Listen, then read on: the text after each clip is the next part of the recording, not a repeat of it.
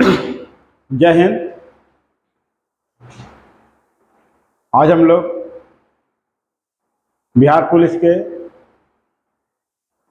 Next practice session लेकर के आए हैं। और देखिए दोस्तों, एक बात को समझना बहुत ज़रूरी है कि जो प्रैक्टिस सेशन हो रहा है ये बहुत महत्वपूर्ण है। आपके एग्जाम पॉइंट ऑफ व्यू से ये प्रैक्टिस सेशन बहुत महत्वपूर्ण है ना। इसलिए कि पूरा वीडियो देखने का प्रयास कीजिए, नोट डाउन कीजिए। जहाँ तक कि मेरा मानना है कि इससे बाहर क्वेश्चन आपको एग्जाम में नहीं जाएगा। जीके जीएस का देखिए, हम लोग क्या देख रहे हैं, जीके और जीएस देख रहे हैं। इसमें हम लोग है ना मैथ, हिंदी, इंग्लिश वगैरह नहीं देख पा रहे हैं, है ना। सिर्फ जीके और जीएस देख पा रहे हैं। ठीक है दोस्तों। तो ध्यान दे करके पढ़िए, तैयारी कीजिए। आपको 24 सितंबर से एग्जाम है। उसके पहले पहले ढेर सारे क्वेश्चन के बेंच लेकर के आएंगे और आप पूरा कराने का प्रयास करेंगे, है ना। सिर्फ आप रेगुलर वीडियो को देखिए, नोट कीजिए।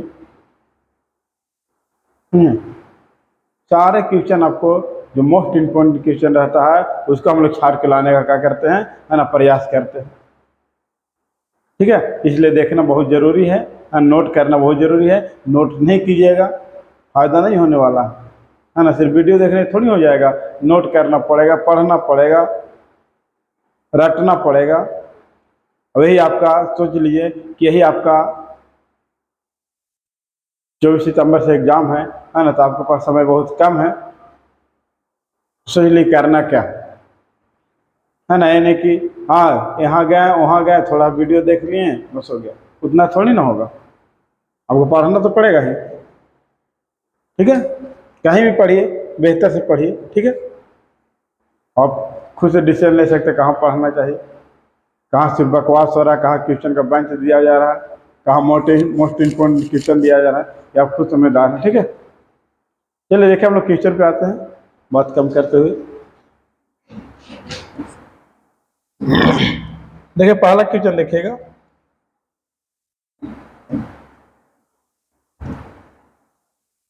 पहला क्वेश्चन है, ठीक है दोस्तों, कलर।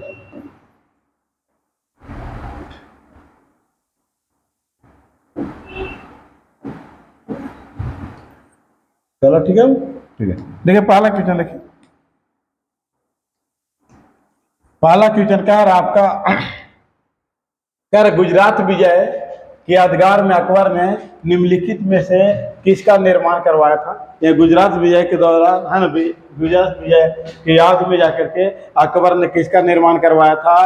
तो ऑप्शन ए में बड़ा इमाम बाड़ा, ऑप्शन बी में बुलंद दरवाजा, ऑप्शन सी में है ना जामा मस्जिद, ऑप्शन डी में सीधी बशीर, है ना। इसका राइट आंसर बतलाने का प्रयास कीजिएगा। राइट आंसर होगा ऑप्शन नंबर है ना बी, ऑप्शन नंबर का बी, गुजरात विजय। यानी गुजरात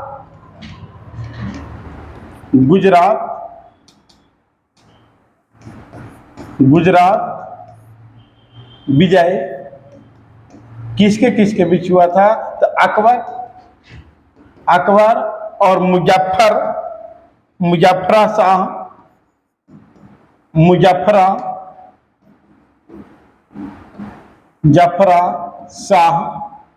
तृतीय के बीच हुआ था, है ना। अकबर और मुजफ्फरा शाह तृतीय के बीच हुआ था, जिसमें मुजफ्फरा शाह तृतीय हार गए थे और अकबर कह गए थे जीत गए थे। और ये बुलंद दरवाजा बनाया गया था और 1572 से बनाया गया था। और अकबर ने है ना पहली बार समुद्र देखा था, पहली बार समुद्र देखा था। और अकबर ने पहली बार समुद्र कहाँ देखा था, तो गुजरात विजय के दौरान देखा था। और गुजरात विजय के दौरान क्या स्थापना किया गया, बुलंद दरवाजा क्या किया गया 1572 ईस्वी में, है ना। अब जाकर के गुजरात विजय में अन्य किन के बीच युद्ध हुआ था? तो अकबर और मुजफ्फर शाह के बीच, तृतीय के बीच में जाकर के युद्ध हुआ था। अरे जो बुलंद दरवाजा है ना, वो कहाँ? फतेहपुर सीकरी में है ना। कहाँ है बुलंद दरवाजा? फतेहपुर, फतेहपुर, फतेहपुर सीकरी में है ना। बुलंद दरवाजा कहा दोस्तों? फतेहपुर सीकरी में है। क्लियर है? बात समझ में आ रहा है ना। बुलंद दरवाजा फतेहपुर सीकरी में है। अगर हम बात करें जामा मस्जिद के बारे में बात करें तो जामा मस्जिद शाहजहां ने बनवाया था। जामा मस्जिद किसने बनवाया था? शाहजहां ने बनवाया था। एक जाकर के उसी के दौरान अकबर और बाज बहादुर के बीच में, बाज बहादुर थे और मालवा के शासक थे। बाज बहादुर कहाँ के शासक थे? मालवा के शासक थे। है ना। मालवा के शासक का कर दिया गया है ना, हरा दिया गया है ना। क्या कर दिया गया दोस्तों? हरा दिया गया। और हराने के बाद है ना, मालवा के शासक को हरा दिया गया। और हराने के बाद जाकर के आपको पता होना चाहिए शायद कैसे होगा।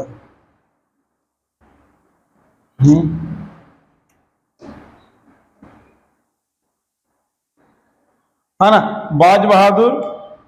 बाज बहादुर मालवा के शासक थे। अकबर इनको हरा दिए थे। और हराने के बाद इनके एक पत्नी थी, और पत्नी का नाम क्या था दोस्तों? है ना। पत्नी का जो नाम था जाकर के है ना, वो पत्नी का नाम था रूपमती। है ना। पत्नी का नाम क्या था? रूपमती था। है ना। और इन्होंने है ना नृत्य और संगीत में क्या थे? निपुण थे। दोनों में क्या थे? अच्छा खासा जानकार थे। ये बात को समझने का प्रयास कीजिएगा। देखिए गुजरात विजय के दौरान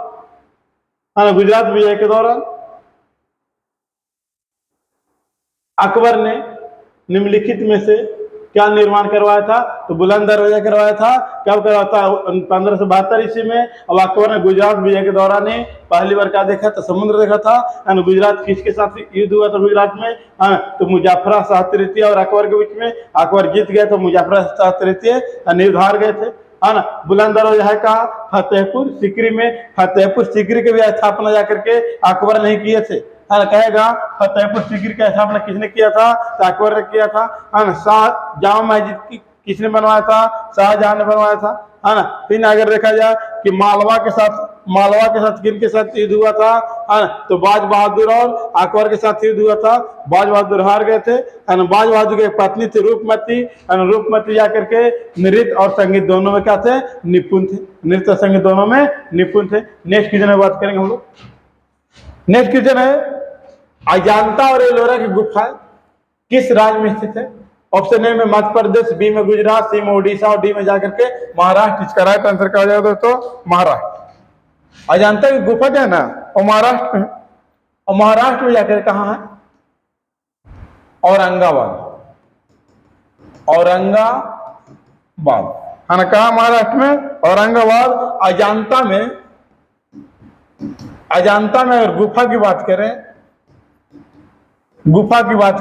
तो गुफा कितना है दोस्तों? 29 गुफा। जिसे वर्तमान में कितना गुफा है? वर्तमान में जो गुफा है वो 6 गुफा है। वर्तमान में कितना गुफा है? 6 गुफा है। अगर 16 से 17 गुफा की हम बात करें, 16 से 17 गुफा जो है वो जाकर के गुप्त कालीन है। 16-17 गुफा जो है वो किस कालीन है? गुप्त कालीन है। इसी गुफा में जाकर के बात करें, 16 नंबर गुफा में बात करें अगर हम, है ना, तो मरनासन राजकुमारी का चित्रण किया गया है। मरनासन राजकुमारी का चित्रण किया गया है। और 17वां गुफा को है ना चित्रशाला बोला जाता है। अब इसमें जाकर के है ना आपको माता और शिशु का चित्रण है। माता और शिशु का चित्रण है। और आज भी जाकर चित्रण जो है अत्यंत सजीव तरह लगता है। अत्यंत सजीव की तरह दिखाई देता है। आज जो चित्रण किया गया है अत्यंत किस तरह दिखाई देता है ना, सजीव की तरह दिखाई देता है। क्लियर है, समझ में आ रहा आप लोग के, है ना। तो अजंता एलोरा गुफा कहाँ है? महाराष्ट्र। महाराष्ट्र का औरंगाबाद में अजंता और गुफा की बात करें तो 29 को है। वर्तमान में कितना है ना? 6 है ना। 16-17 गुफा की अगर बात करें तो किस काल से संबंधित है? तो गुप्त काल से संबंधित है। 16 नंबर गुफा में किसका चित्रण है? तो मरनासन कुमारी राजकुमारी का चित्रण है। और 17 नंबर गुफा की अगर बात करें तो उसे चित्रशाला कहा जाता है। इसे माता और शिशु का चित्रण किया गया है। और अत्यंत आज भी देखने में वो क्या लगता है ना? सजीव लगता है। आज भी देखने में क्या लगता है? सजीव लगता है। अगर और हम बात करें कि अजंता गुफा जो है ना महायान शाखा से संबंधित है। महायान शाखा से संबंधित है ना। किस शाखा से संबंधित है? महायान शाखा, यानी कि बौद्ध धर्म से, है ना। बौद्ध धर्म से, बौद्ध धर्म से संबंधित है ना। किस धर्म से संबंधित है ना? बौद्ध धर्म से संबंधित है। अगर हम एलोरा की गुफा की बात करें, अगर हम एलोरा की गुफा की बात करें, एलोरा की गुफा की बात करें तो एलोरा में कुल अगर देखा जाए तो 34 गुफा है। कितना गुफा है? 34 गुफा है। और वे जाकर 3 धर्म में संबंधित है ना। बौद्ध, हिंदू और जाकर के जैन, है ना। क्या धर्म से संबंधित है? बौद्ध, हिंदू और जैन। 1 से लेकर के 12 तक गुफा क्या कहलाता है? बौद्ध धर्म से संबंधित है। फिर अगर कहा जाए 13 से लेकर के 29 तक के हिंदू धर्म से, और जाकर के 30 से लेकर के 34 तक के जो गुफा है किस धर्म से संबंधित है दोस्तों? है ना, तो जैन धर्म से संबंधित है। ये बात समझ में आ रहा? एलोरा कुल कितना गुफा है? 34 है ना। अजंता कितना गुफा है? 29। ये दोनों गुफा कहाँ है? महाराष्ट्र में, है ना। एलोरा में जाकर के बौद्ध धर्म के कितना गुफाएं हैं? 1 से 12 तक के हिंदू धर्म के, 13 से 29 तक जैन धर्म के, 30 से 34 तक के गुफाएं है इसमें, ठीक है। और अगर बात करें एलिफेंटा गुफा भी जाकर के, एलिफेंटा की गुफा जाकर के, ये भी जाकर कहाँ है? महाराष्ट्र में है। एलिफेंटा गुफा कहाँ जाए दोस्तों? महाराष्ट्र में है। ये सारा क्वेश्चन का आपको ध्यान रखना है, सारे क्वेश्चन ध्यान में आपको रखना है। अजंता एलोरा की गुफा कहाँ है? औरंगाबाद महाराष्ट्र में। अजंता गुफा कितना गुफा है? 29। वर्तमान में कितना बचा हुआ है? 6, है ना। 16 नंबर और 17 नंबर किस काल से संबंधित है? गुप्त काल से। 16 नंबर गुफा में किसका चित्रण का वर्णन है? मरनासन राजकुमारी का चित्रण का वर्णन है। 17 नंबर गुफा का कहा जाता है? चित्रशाला कहा जाता है। किसका चित्र का वर्णन है? माता और शिशु के चित्र का वर्णन है। आज भी अत्यंत जीवित के रूप में दिखाई देता है। अजंता गुफा किस धर्म से संबंधित है? तो देखा जाए तो महायान, है ना, शाखा से संबंधित है, यानी कि बौद्ध धर्म से संबंधित है। एलोरा में कितना गुफा है? 34 गुफा है ना। 1 से 12 तक बौद्ध धर्म से, 13 से 29 तक जाकर के हिंदू धर्म से, और 30 से लेकर 34 तक के, है ना, जैन धर्म से। एलिफेंटा गुफा कहाँ है? महाराष्ट्र में। ये सारा क्वेश्चन आपको क्या रखना है दोस्तों? ध्यान रखना है। नेक्स्ट क्वेश्चन में हम बात करेंगे, नेक्स्ट क्वेश्चन में बात करेंगे, है ना। ध्यान देंगे नेक्स्ट क्वेश्चन को। देखिए नेक्स्ट क्वेश्चन है, किस अवधि में पूरा भारतवर्ष दक्षिण पश्चिम मानसून से प्रभाव में आ जाता है? 1 से 10 जून, 10 से 20 जून, 20 से 30 जून, 1 से 15 जुलाई। राइट आंसर होगा जाकर के, है ना, 20 से, है ना, 30 जून तक। 20 से 30 जून तक के। अब मानसून है, देखेंगे मानसून जो है ना वो जाकर के अरबी शब्द है ना। अरबी शब्द मौसमी से लिया गया है। किससे लिया गया है? मौसमी से लिया गया है। अगर मानसून का अगर खोज की बात करें, खोज कौन किया था? मानसून में खोज कौन किया था? हिप्पल ने किया था। और कब किया था? तो 45 एडी में किया था। कब किया था? 45 एडी में किया था, है ना। अब मानसून जो है जाड़े के दिनों में तमिलनाडु तट या जाकर कोरोमंडल भी बोल सकते हैं, कोरोमंडल तट पर जो वर्षा होती है वो किस मानसून से होती है ना। तो उत्तरी, पूर्वी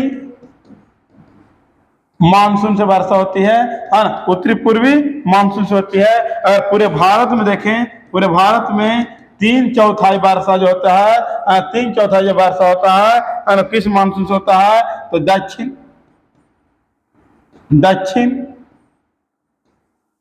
पश्चिम, है ना, दक्षिण पश्चिम, है ना, मानसून से वर्षा होता है। पूरे भारत में दक्षिण पश्चिम मानसून वर्षा होती है ना। यानी कि किस अवधि में पूरा भारतवर्ष में, है ना, दक्षिण पश्चिम मानसून से प्रभाव में आ जाता है? तो 20 से 30 जून तक के।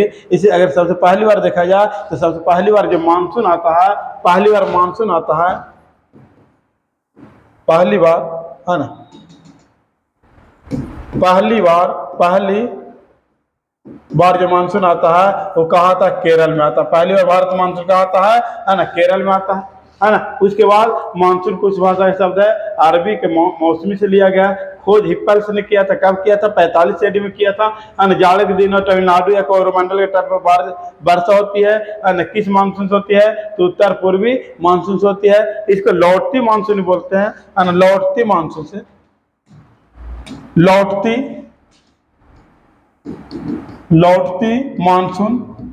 मानसून से, है ना, लौटती मानसून में वर्षा होती है। पूरे भारत में किस मानसून में वर्षा होती है? तो दक्षिण पश्चिम, है ना, मानसून से वर्षा होती है ना, मानसून से, है ना, वर्षा होती है ना। कितना भाग पर? 3/4, यानी 4 भाग में 3 भाग पर जाकर के दक्षिण पश्चिम मानसून से क्या होती है ना, वर्षा होती है ना। दक्षिण पश्चिम मानसून से वर्षा होती है। नेक्स्ट चलेंगे हम लोग, नेक्स्ट क्वेश्चन देखेंगे, है ना। अधिकांश मौसमी घटनाएं, है ना, संपन्न होती है किस मंडल में संपन्न होती है? ऑप्शन ए में संताप मंडल, बी में क्षोभ मंडल, सी में क्षोभ सीमा, डी में आयन मंडल। राइट आंसर बतलाने का प्रयास कीजिएगा। इसका राइट आंसर हो जाएगा ऑप्शन नंबर बी, क्षोभ मंडल। आखिर मंडल देखा जाए, मंडल है कितना? तो 5। बस यही ध्यान रखना, मंडल कितने हैं, है ना, तो 5 मंडल है ना। जैसे क्षोभ मंडल, आयन मंडल, समताप मंडल, वही मंडल, है ना, वही मंडल, है ना। सब मंडल को आपको, है ना, ध्यान में रखना। देखिए जितना ही मौसमी घटनाएं होगा, मौसमी घटनाएं किस मंडल में हो जाएगा, है ना, मौसमी घटनाएं कौन मंडल में हो जाएगा? क्षोभ मंडल में हो जाएगा, है ना, क्षोभ मंडल में हो जाएगा। ये अगर क्षोभ मंडल की बात करें, पृथ्वी से 12 किलोमीटर तक है ना। क्षोभ मंडल जो है वो पृथ्वी से कितना किलोमीटर है ना, 12 किलोमीटर। ध्रुवों से अगर बात करें, है ना, तो 8 किलोमीटर है। ध्रुवों से कितना किलोमीटर है? 8 किलोमीटर है। और विषुवत रेखा से अगर बात करें, है ना, तो 18 किलोमीटर है ना। कहेगा, है ना, पृथ्वी से, है ना, क्षोभ मंडल कितना ऊंचाई तक है ना, तो 12 किलोमीटर। ध्रुव से, है ना, क्षोभ मंडल कितना ऊंचाई तक है? 8 किलोमीटर। विषुवत से क्षोभ मंडल कितना किलोमीटर है? तो 18 किलोमीटर है। कहेगा कि सबसे अधिक क्षोभ मंडल जो है वो कहाँ से है ना, जाकर के विषुवत रेखा पर है। कहाँ है? विषुवत रेखा पर है ना, विषुवत रेखा पर है। ये सबसे निचला मंडल कहलाता है ना। कैसा मंडल कहलाता है? निचला मंडल कहलाता है, सबसे निचला मंडल कहलाता है। थोड़ा सा अगर हम समताप के बारे में बात कर ले, है ना, यहाँ मौसमी हलचल नहीं होता है, मौसमी हलचल नहीं होता इस मंडल में, मौसमी हलचल नहीं होता है। वायुयान उड़ सकती है इस मंडल में, वायुयान उड़ सकती है। बादल का अभाव होता है ना, बादल इस मंडल में नहीं पाया जाता है। लेकिन इस मंडल में ओजोन परत पाई जाती है। ओजोन परत इस मंडल का होती है ना, पाई जाती है। कहेगा कि ओजोन परत किस मंडल पाई जाएगी, है ना, तो समताप मंडल पाई जाएगी। ठीक है ना, समताप मंडल में पाई जाएगी, है ना। ओजोन परत, है ना, सूर्य से निकलने वाली पराबैंगनी किरणों से हम लोग क्या करती है ना, रक्षा करने का कार्य करती है ना। क्लियर है दोस्तों, है ना। चलो नेक्स्ट क्वेश्चन पे, है ना, सारा क्वेश्चन नोट डाउन करते रहना है ना, याद कर लेना है। तो एग्जाम में यहीं से आएगा, नो बकवास, कोई बकवास नहीं, है ना, सिर्फ बात होगी किसका? पढ़ाई का। ठीक है, चलते नेक्स्ट क्वेश्चन पे। बाकी आप खुद समझदार हैं। है ना। 49वीं पैरेलल लाइन किन दो देशों के बीच में खींचा गया है? ऑप्शन ए में उत्तर कोरिया और दक्षिण कोरिया, ऑप्शन बी में यूएसए और कनाडा, ऑप्शन सी में उत्तर और दक्षिण वियतनाम, ऑप्शन डी में थाईलैंड और म्यांमार। इसका राइट आंसर आप बतलाने का प्रयास कीजिएगा। इसका जो राइट आंसर होगा दोस्तों option number A. Option number क्या हो जाएगा? ए हो जाएगा, है ना। जा करके सॉरी सॉरी सॉरी, है ना, ए राइट आंसर नहीं होगा। हाँ, इसका जो राइट आंसर होगा दोस्तों, है ना, वो जाकर के 49वीं बोल रहा है ना। 49वीं जो है वो यूएसए और जाकर के कनाडा के बीच में है। 49वीं किन देशों के बीच में है ना? यूएसए और कनाडा के बीच में है। तो देख लेते हैं उत्तर कोरिया और दक्षिण कोरिया के बीच में क्या है? 38वीं समांतर रेखा।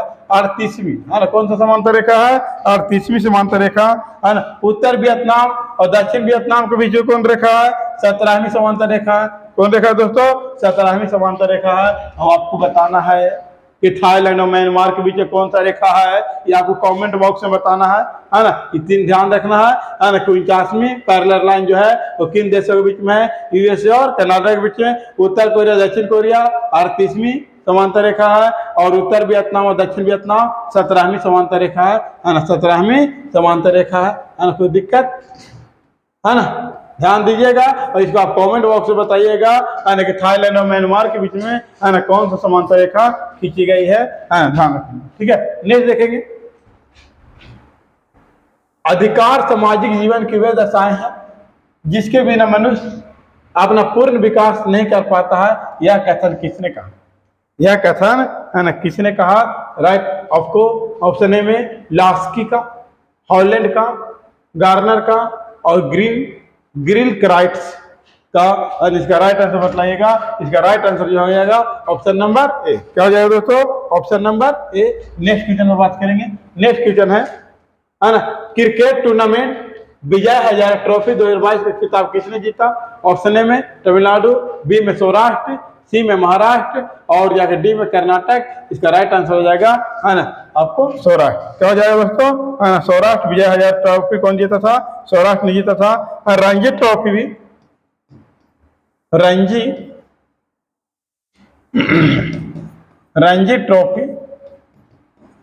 ट्रॉफी जीता था भी, वो भी सौराष्ट्र जीता था। सौराष्ट्र जीता था। और किसको हरा करके? बंगाल को हरा करके, है ना। बंगाल को हरा करके कौन जीता था? सौराष्ट्र जीता था, है ना। ट्रॉफी से क्वेश्चन देख लीजिएगा और आईपीएल वगैरह देख लीजिएगा, है ना, ताकि कोई दिक्कत ना हो पाए, है ना, कोई भी दिक्कत नहीं हो पाए दोस्तों, है ना। क्लियर है? मक्खी बहुत परेशान कर रहा है यार।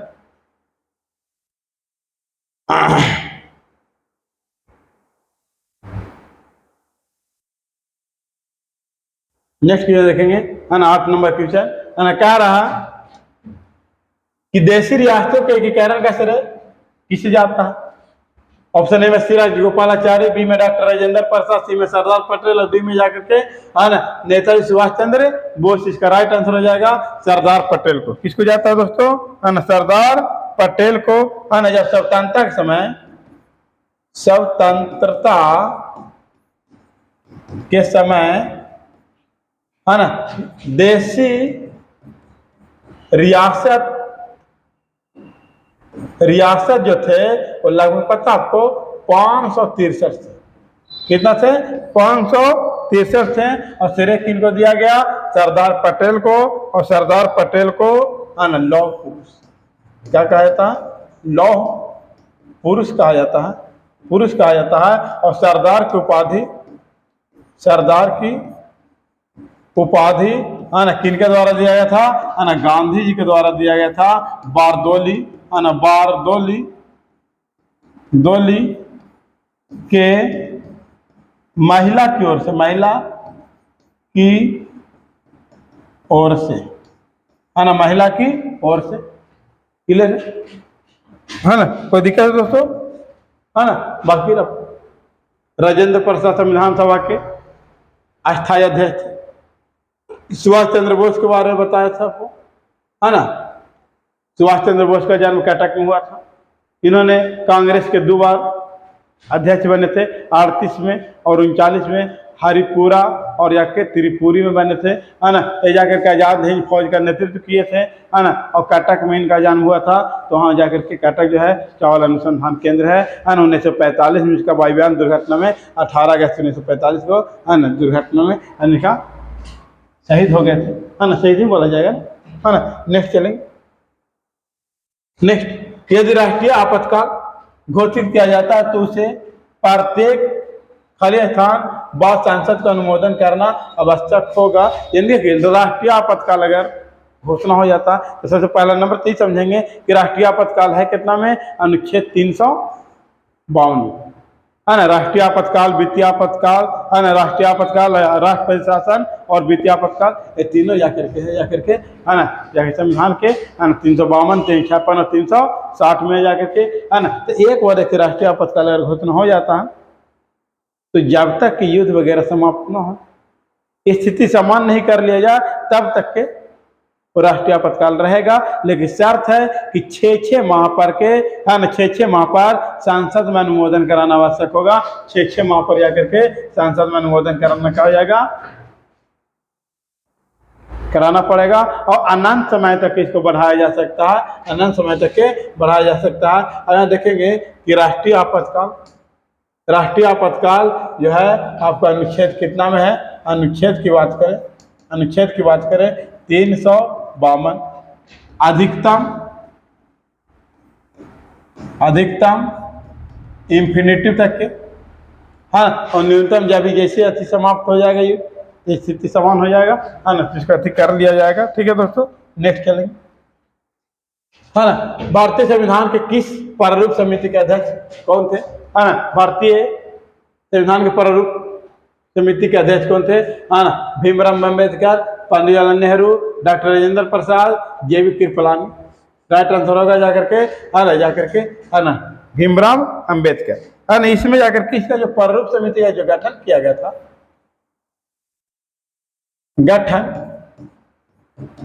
29 अगस्त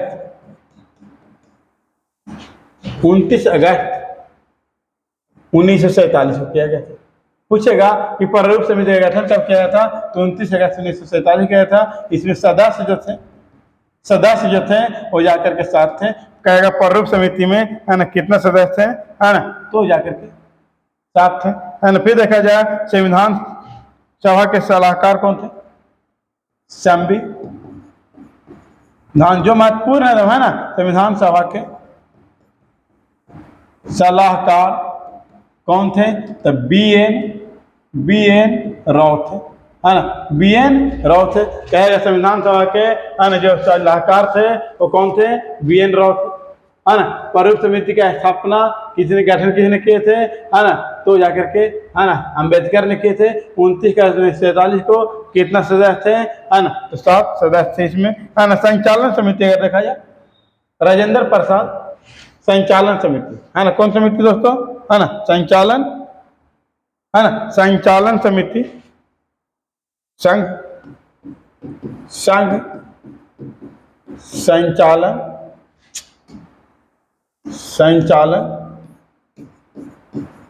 समिति, संघ संचालन समिति के अध्यक्ष कौन थे, है ना, जाकर के डॉक्टर राजेंद्र प्रसाद। संघीय संविधान समिति, संघीय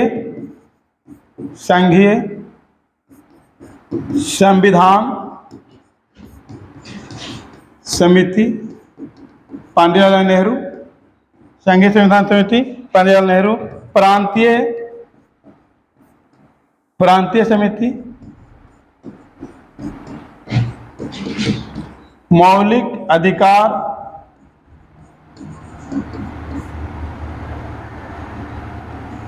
समिति के अध्यक्ष, सब अध्यक्ष हैं के अध्यक्ष सरदार पटेल। झंडा समिति के देखिए तो श्याम लाल पार्षद गुप्ता, श्यामलाल पार्षद गुप्ता, पार्षद या पार्षद गुप्ता, ऐसा समझिएगा, ठीक है। इस बात को आपको क्या क्या रखना है ना, ध्यान में रखना है ना, कि जाकर संविधान में है ना प्रारूप समिति के गठन है ना अध्यक्ष जो थे भीमराव अम्बेडकर थे। अरे गठन कब किया गया था? 29/1947 को। कितना सदस्य? 7 थे। संविधान सभा का सलाहकार जो थे BN राव थे, सांघिक समिति के है ना अध्यक्ष नेहरू थे। प्रांतीय समिति मौलिक अधिकार के अध्यक्ष थे सरदार पटेल थे। झंडा समिति के अध्यक्ष श्यामलाल पार्षद गुप्ता, या गुप्ता पार्षद देता है, ठीक है। डॉक्टर राजेंद्र प्रसाद है ना संघ संचालन समिति के अध्यक्ष थे। नेक्स्ट में बात करेंगे, नेक्स्ट पेज देखिएगा है ना। विश्व व्यापार संगठन की स्थापना कब हुआ था? ए में 1990, बी में 91, सी में 95 और डी में 97। इसका राइट आंसर या करके 1995। कब हुआ था? 1995 में जाके इसका गठन हुआ था, है ना। और डेट अगर देखें तो 1 जनवरी 1995 में इसका क्या किया गया था? गठन किया गया था। गेट की स्थापना, भाई गैट इसी का स्थान लिया है ना। गैट का स्थान विश्व व्यापार संगठन लिए है। गैट की स्थापना 1947 में है ना। विश्व व्यापार संगठन का मुख्यालय की अगर बात करें, तो मुख्यालय जो है वो जेनेवा है। मुख्यालय कहाँ दोस्तों? है ना जेनेवा है। मुख्यालय कहाँ है? जेनेवा। नेक्स्ट की बात करते हैं, नेक्स्ट है ना। बिहार की जनसंख्या 2011 के दशक वृद्धि कितना है ना? 40%, 30%, 25.7%, 58%। राइट आंसर होगा जाकर के 25.07%। जाकर बिहार का 10 के वृद्धि में 10 साल पे वृद्धि 2001 से लेकर के 2011 तक जो वृद्धि हुआ था वो कितना? 25.07%। अगर मैं देखें कि बिहार जो है सबसे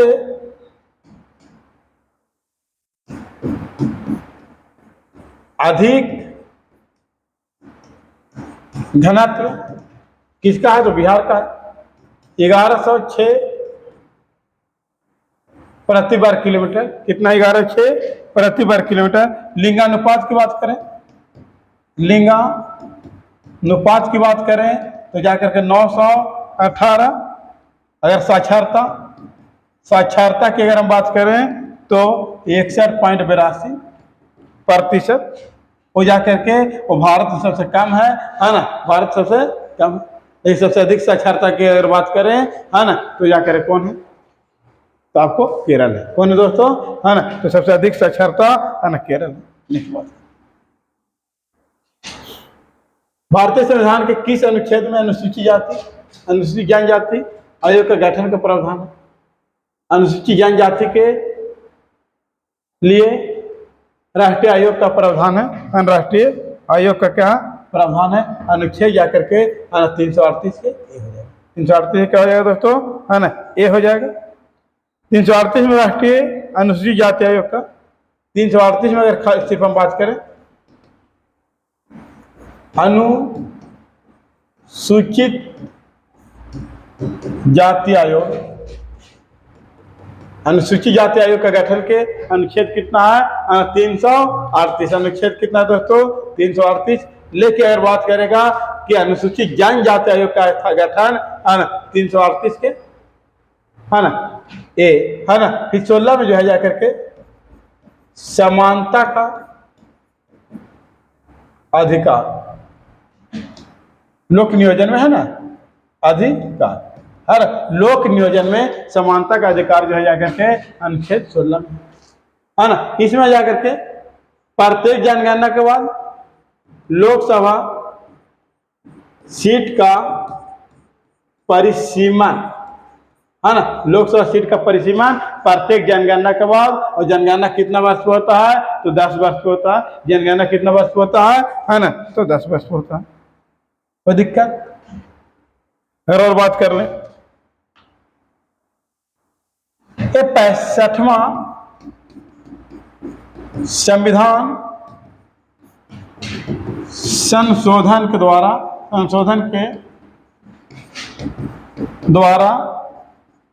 अनुसूचित जाति और अनुसूचित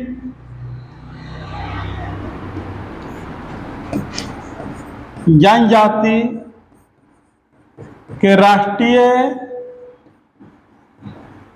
आयोग का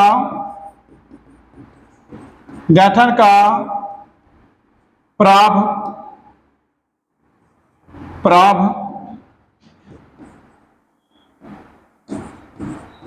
प्रावधान किया गया है, प्रावधान किया गया है, प्रावधान किया गया है ना, कहेगा है ना कि किस संशोधन के द्वारा है ना, संविधान संशोधन के द्वारा है ना, सूची जाति अनुसूचित जनजाति के है ना राष्ट्रीय आयोग का प्रावधान गठन किया गया है ना, तो 65वां है ना, किसके द्वारा? 65वां के द्वारा। नेक्स्ट की बात करेंगे है ना, भारत में प्रथम रेलवे लाइन निम्नलिखित किसने बिछाई थी? ऑप्शन ए में है ना विलियम डडले, बी में रोजर स्मिथ, सी में जॉर्ज कॉलकर और डी में जाकर के वारेन हेस्टिंग्स है ना, हेस्टिंग्स है ना। Right answer option number C. Right answer option number क्या है दोस्तों? हो जाएगा है ना। कब रेलवे लाइन बिछा? भारत पहली बार जो रेल चला था, रेल जो चला था 1853 में मुंबई से थाने के बीच चला था, 34 किलोमीटर चला था। कितना किलोमीटर चला था? 34 किलोमीटर। रेलवे कब चला था? 1853 में। कहा मुंबई से थाने तक कितना किलोमीटर? 34 किलोमीटर चला था। उस समय भारतीय रेल के जनक भारतीय लॉर्ड डलहौजी कौन थे? लॉर्ड डलहौजी थे। इस सारे बात को समझना है। मेट्रो रेल कहाँ चला है ना, कुछ रेलवे का जोन को भी याद रख लेना है ना। कुल जो है भारतीय रेल जो है 18 जोन में बटा हुआ है, ध्यान रखिएगा, ठीक है। नेक्स्ट देखिए, सऊदी अरब को पछाड़ करके यूरोप का सबसे बड़ा रिफाइंड तेल आपूर्तिकर्ता देश कौन बन गया है? जापान, भारत, तुर्की, पोलैंड है ना। राइट आंसर इसका है ना बतलाने का है ना प्रयास कीजिएगा। इसका राइट आंसर जो हो जाएगा वो कौन हो जाएगा? भारत हो जाएगा। कौन हो जाएगा? भारत। यानी कि सऊदी अरब को पछाड़ करके यूरोप का सबसे बड़ा आपूर्ति कौन बन गया है ना? तो कौन बन गया? भारत बन गया है ना। कौन बन गया दोस्तों? है ना, भारत बन गया है ना। कोई दिक्कत? जापान पे जाकर के आपको बम गिराया गया था, हिरोशिमा पे, नागासाकी पे, ध्यान रख लेना है ना। नेक्स्ट देखें, फसल बीमा योजना के लिए किस राज्य को राष्ट्रीय पुरस्कार 2023 से सम्मानित किया गया? ऑप्शन ए में बिहार, ऑप्शन बी में मध्य प्रदेश, सी में झारखंड और डी में कर्नाटक। इसका राइट आंसर होगा दोस्तों क्या हो जाएगा? कर्नाटक। कौन राइट आंसर होगा? हाँ ना, कर्नाटक होगा। कर्नाटक को जाकर के फसल बीमा योजना के लिए सम्मानित किया गया था। और फसल बीमा योजना की जो शुभारंभ हुआ था ना, फसल बीमा योजना का जो शुभारंभ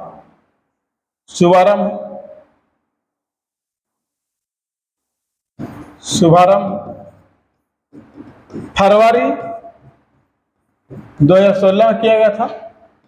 प्रधानमंत्री नरेंद्र मोदी के द्वारा किया गया था। प्रधानमंत्री नरेंद्र मोदी के द्वारा जाके इसका शुरुआत किया गया, ठीक है।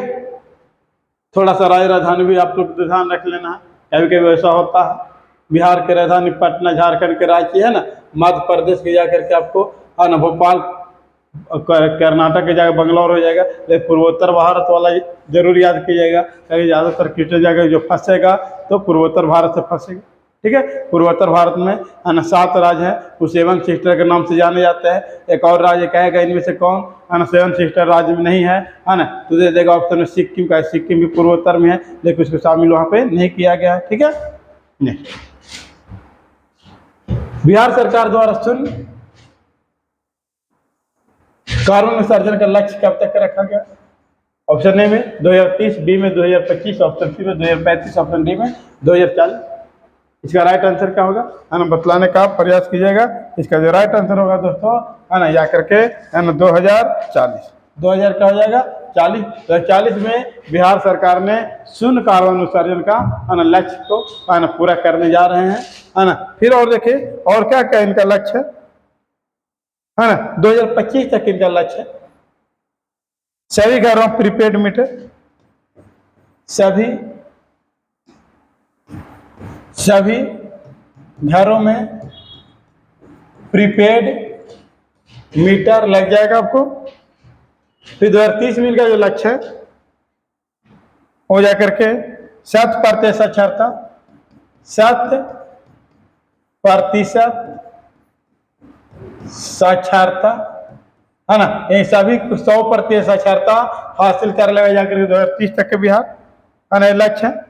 फिर जाकर हेपेटाइटिस की समाप्ति, हेपेटाइटिस की समाप्ति, फिर जाकर के एड्स की समाप्ति, ये सब जाकर के 2030 का लक्ष्य है। और 2025 में एक और लक्ष्य दोस्तों, 2025 में बिहार का एक और लक्ष्य है, टीबी से उन्मूलन, टीबी रोग से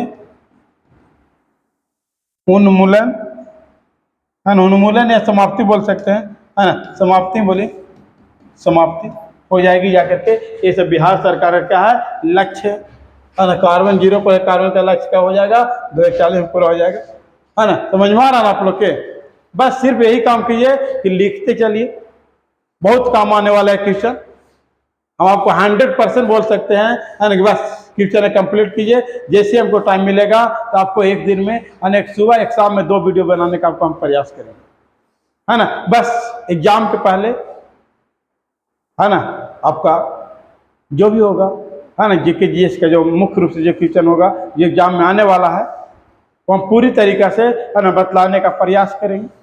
और लगभग क्वेश्चन यहीं से टकराएगा दोस्तों। बस सिर्फ एक कीजिए कि आप लिखिए और इसको रटिए, बिना रटे हुए एग्जाम नहीं, क्योंकि 18 लाख के आसपास में स्टूडेंट फॉर्म अप्लाई किए, है ना। तो बिना रटे होगा नहीं दोस्तों।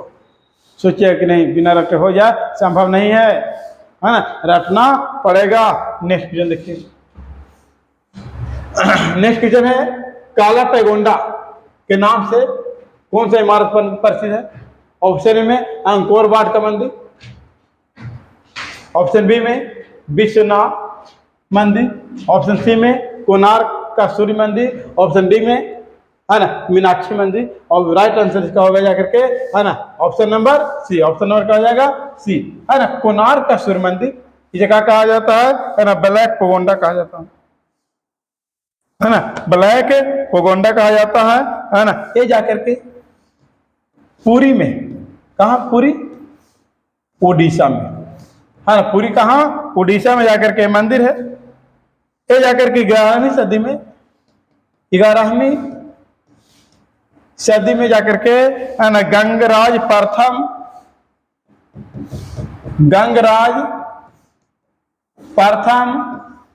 नरसिंह देव के द्वारा बनाया गया था। ये मंदिर किसके द्वारा बनाया था? गंगराज प्रथम नरसिंह देव के द्वारा बनाया था। ये ग्रेनाइट, है ना, पत्थर का बना हुआ है, ग्रेनाइट पत्थर का बना हुआ है। इसका आकार अगर हम बात करें तो रथ की आकार का है। किस आकार की है? रथ के आकार की है। मीनाक्षी मंदिर जो है मदुरई में है, ना, मदुरई तमिलनाडु जो है, ना, मदुरई तमिलनाडु में है। अंकोर वाट का मंदिर एक कंबोडिया में है। और ये विश्व का सबसे बड़ा हिंदू मंदिर है, विश्व का सबसे बड़ा हिंदू मंदिर है। और आपको कमेंट बॉक्स में बताना है कि विश्वनाथ का मंदिर कहाँ है ना। आप बतलाने का प्रयास कीजिएगा कमेंट बॉक्स में। ये सारी बात समझ में आया? कोणार्क का जो सूर्य मंदिर है वो ब्लैक पैगोंडा के नाम से जाना जाता है। कहाँ? उड़ीसा में कहाँ? पुरी में, पुरी जिला में। कब बना था? 11वीं सदी में। किस राजा बनाया था? तो गंगराज प्रथम नरसिंह देव ने बनाया था, है ना। कि किस पत्थर का बना हुआ है? ग्रेनाइट का बना हुआ है। आकार कैसा है? रथ की तरह आकार इनका है ना। अंकोर वाट का मंदिर का कंबोडिया में, विश्व का सबसे बड़ा हिंदू मंदिर, है ना, अंकोर वाट का मंदिर। मीनाक्षी मंदिर जो है वो जाकर मदुरई में, तमिलनाडु में, ठीक है। यहाँ पर माना जाता है कि जो मीनाक्षी जो थी, मीनाक्षी, है ना, माता पार्वती के अवतार थे। पार्वती की अवतार, अवतार और बहुत अच्छा मंदिर है दोस्तों, हाँ ना, बहुत अच्छा मंदिर है। हाँ, जाकर मीनाक्षी मंदिर, वहाँ कैमरा वगैरह ले जाने की व्यवस्था नहीं है ना, कैमरा मोबाइल वगैरह आप वहाँ अंदर में नहीं लेके जा सकते हैं, है ना, क्लियर है। नेक्स्ट नेक्स्ट क्वेश्चन है, घाटी के बीच व्यवस्था का क्या अर्थ है? ऑप्शन ए में बजट घाटे की तरह, बी में बजट घाटा माइनस ऋण एवं परिसंपत्तियां की तरह, सरकारी व्यय माइनस ऋण, है ना, सरकारी व्यय माइनस राजस्व की प्राप्ति। इसका जो राइट आंसर होगा दोस्तों, है ना, right answer option number A हो जाएगा। ये बजट घाटे की तरह है, यानी कि घाटे की वित्तीय व्यवस्था जो है तो किसकी तरह है? बजट घाटे की तरह। बजट का शाब्दिक अर्थ पता है दोस्तों? शाब्दिक अर्थ पता है आपको? चमड़ा के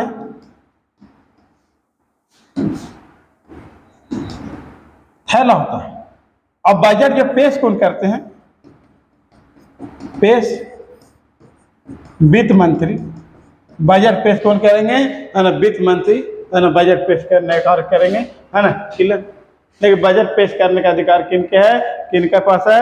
राष्ट्रपति के पास है। लेकिन राष्ट्रपति बजट पेश नहीं करते हैं खुद से, वो जाकर वित्त मंत्री के द्वारा, है ना, बजट पेश कराने का कार्य करते हैं। नेक्स्ट की बात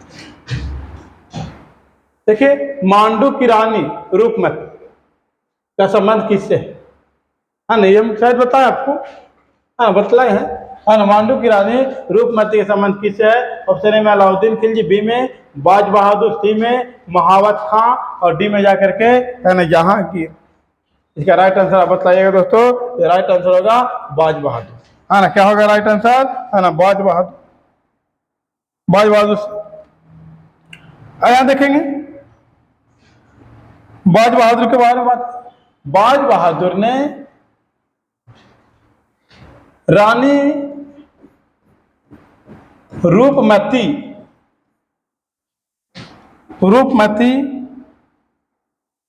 के लिए पत्थर की चट्टानों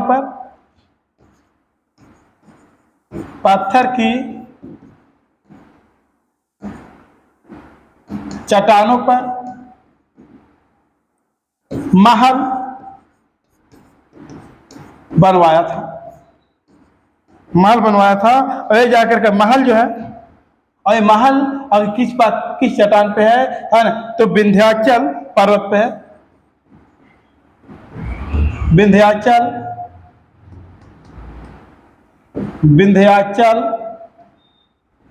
पर्वत पे है, किस पर्वत पे है? विंध्याचल पर्वत पे है। और ये जो चट्टान पर जो ऊंचाई जो इसका है ना, ऊंचाई जो है वो जाकर 400 मीटर है। कितना मीटर है? 400 मीटर है। और जाकर के रूपमती के जो स्मारक था, स्मारक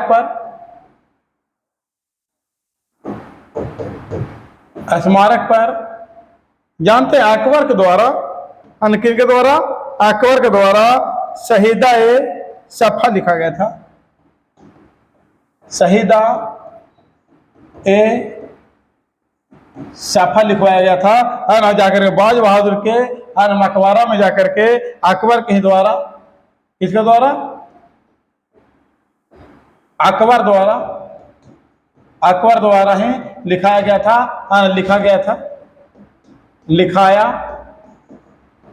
था। और जा करके, है ना, बाज बहादुर के भी मकबरा पर जाकर के अकबर के द्वारा आशिक सादिक लिखा गया था। आशिक ए सादिक लिखवाया। और कौन लिखवाया दोस्तों? अकबर ने। किनके मकबरा पे? तो बाज बहादुर के मकबरा पे। महत्वपूर्ण क्वेश्चन है, ध्यान दीजिएगा। हाँ, मांडू की रानी रूपमती का संबंध किससे है? तो बाज बहादुर से पहला हो गया। अब देखेंगे कि मांडू की रानी रूपमती का संबंध बाज बहादुर से है ना। बाज बहादुर ने रानी रूपमती के लिए पत्थर की चट्टान पर एक महल बनवाया था। और किस पत्थर की चट्टान पर? है ना, तो विंध्याचल पर्वत पे जाके मकान बनाया था। और कितना मीटर ऊंचा था? 400 मीटर ऊंचा बनाया गया था। और जाकर के रूपमती के जो स्मारक था, उस स्मारक पे जाकर के अकबर के द्वारा लिखवाया गया था शहीदा-ए-सफा दिख रहा है ना, शहीदा-ए-सफा लिखवाया गया था अकबर के द्वारा। और अब्बास बहादुर के मकबरा पर जाकर के है ना आशिक-ए-सादिक लिखवाया गया था, सादिक लिखवाया गया था। दोस्तों समझ में आया आप लोग के? देखिए क्वेश्चन जो ही बता रहे हैं, मोस्ट इंपोर्टेंट क्वेश्चन बतला रहे हैं, तो आप इसको लिखने का और रटने का प्रयास कीजिए। हम बार बार इस बात को बतला रहे हैं कि आप लिखिए, रटिए, ताकि एग्जाम में कोई दिक्कत ना हो। अगर वीडियो में कोई दिक्कत है तो इसको कमेंट करके बतलाइए कि हाँ सर राइट या करके, यानी इस प्रकार के कलर से लिखिए ताकि ठीक दिखे। इसके पहले हम बैकग्राउंड जो था वो ग्रीन था, अभी वाइट कर दिए हैं। हाँ देखते हैं कि क्या कैसा पैसे मिलता है आप लोग के, जैसा रहेगा वैसा करेंगे, है ना। आप लोग लिखिए दोस्तों, लिखिए, पढ़िए, है ना। और वीडियो अगर बेहतर लगता है तो लाइक कीजिए, शेयर कीजिए और सब्सक्राइब कीजिए, है ना। काहे कि जब तक कि आप लाइक शेयर वगैरह नहीं कीजिएगा तो मोटिवेट नहीं मिल पाता है, मोटिवेट मिलेगा, है ना, तो रेगुलर आपको वीडियो आते जाएगा। नहीं मिल पाएगा तो थोड़ा डिले हो जाता है, लेकिन डिले नहीं होगा। आपको जब हम बोल दिए हैं ना कि एग्जाम के पहले, तो हम लगभग जीके जीएस का कोर्स कंप्लीट करवा दें, है ना। तो जो बोले हैं वो करेंगे ही, ठीक है।